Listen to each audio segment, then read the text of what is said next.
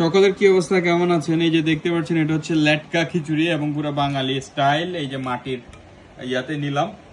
আজকে বাসায় হঠাৎ করে খিচুড়ি করার কথা ছিল, কিন্তু দুর্ভাগ্যবশত আমাদের চাউলের মানে যে দুর্ভোগ, আমাদের পোলাও চাল শেষ হয়ে গেছে। তো কি করবে, তারপরে যেহেতু খেতে ইচ্ছা করছে, লাইক পরে আমাদের ওই ভাত দিয়ে নর্মাল ভাতের চাউল দিয়ে বানাই ফেলছে। তো আসলে যখন যেটা থাকে সেটা নিয়েই আসলে আমাদের কাজ করতে হয়। তো যেহেতু আসলে এখন প্রফেশনালি আসলে কন্টেন্ট মেক করি, অনেক সময় দেখা যায় আপনাদের জন্য ভিডিও করতে হয়। খাওয়ার সময় বললেও খাওয়ার সময় ভিডিও করি, খালি বাথরুমে যাওয়াটা ভিডিও হয় না। আসলে কন্টেন্ট ক্রিয়েট যারা করে অনেকে ওইটা পারলে সেই ভিডিও আমরা দিয়ে ফেলতে পারি। যাই হোক, ওই দিকটাতে না যায়। আজকে আমাদের এখানে হচ্ছে লেটকার ভিডিও, আর সাথে হচ্ছে খাসির মাংস আলু দিয়ে রান্না করা হয়েছে। তো আমরা প্রথমে একটু ট্রাই করি এটা এমনি খাইতে কিরকম। ইদানিং দেখছি খাওয়ার ভিডিওগুলোতে ভিউ বেশি হচ্ছে, তো আমিও একদম হুমড়ি খেয়ে পড়লাম, খাওয়ার ভিডিও করব। খাওয়ার ভিডিও করলে ভিউ বেশি। অনেক গরম, বিসমিল্লাহ।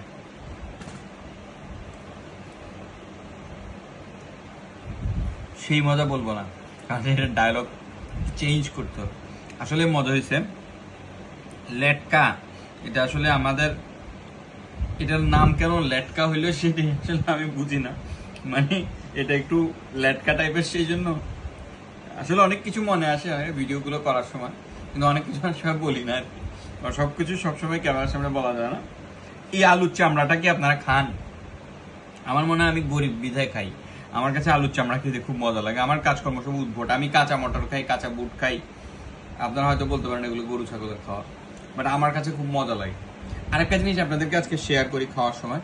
আচ্ছা, আপনাদের কি কেরোসিনের গন্ধ ভালো লাগে? যদিও আমি জানি খাওয়ার সাথে কেরোসিনের কোনো মিল নাই। জানতে চাই আমার থেকে না, কেরোসিনের গন্ধ খুব ভালো লাগে। বিশেষ করে অকটেনের গন্ধ অনেক ভালো লাগে। যেমন মোটর সাইকেলের যে অকটেনটা ইউজ হয়, অকটেনের গন্ধ, কেরোসিনের গন্ধ। হয়তো আপনারা এটা নিয়ে অনেক রকমের মন্তব্য করতে পারেন, আমি জানি, বাট আমার থেকে ভালো লাগে। যাই হোক, ওই দিকে আর না যাই। আর ভিডিও করার সময় আমি যাই হোক ইদানিং বেশি বলি, আমি শুনছি বিসমিল্লাহ। আচ্ছা, এটা রাখছিলাম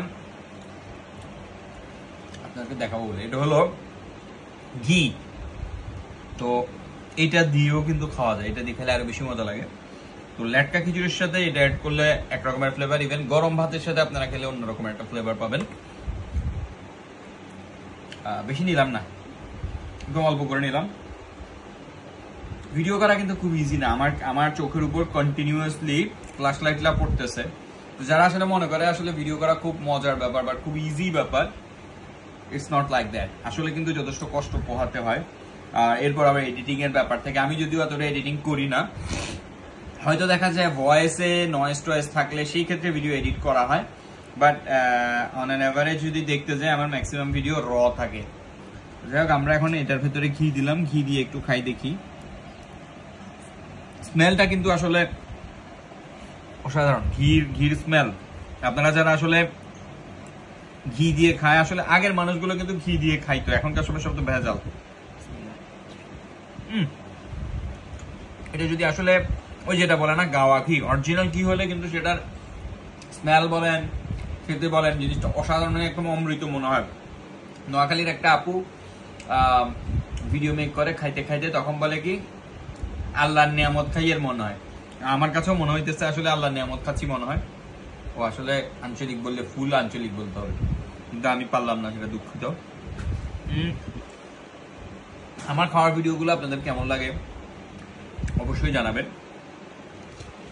আসলে অতি ক্ষুদ্র জীবন, তার মধ্যে ভিডিওটা বড় হয়ে যায়। ক্ষুদ্র জীবন, এর ভিতরে হাসতে হবে,